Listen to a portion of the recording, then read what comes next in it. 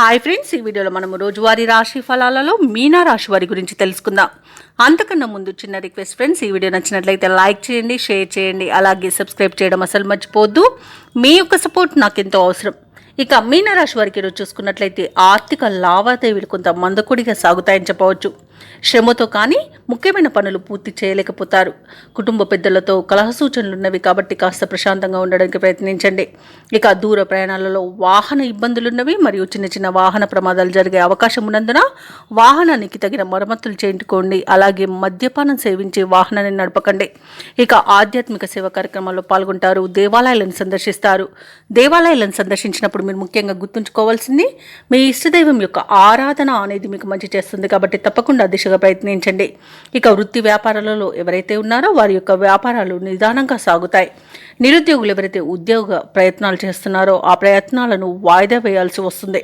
ఇక ఈరోజు మీనరాశి వారు మౌనంగా ఉండడం ఎంతో మేలు చేస్తుంది. వాహన ప్రమాద సూచనలు కూడా కనిపిస్తున్నవి.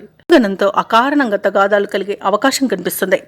మానసిక అశాంతి అనేది ఏర్పడుతుంది. కుటుంబ సభ్యులతో సమస్యలు ఉక్కిరిబిక్కిరించేస్తాయి.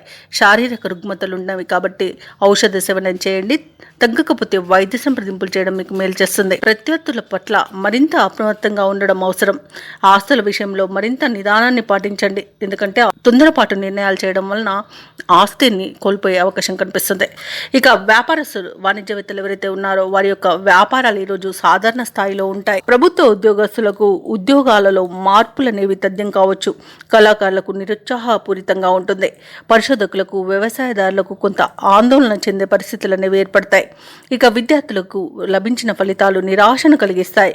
ముఖ్యంగా మహిళలకు కుటుంబ సభ్యుల నుండి సమస్యలు ఎదురవుతాయి.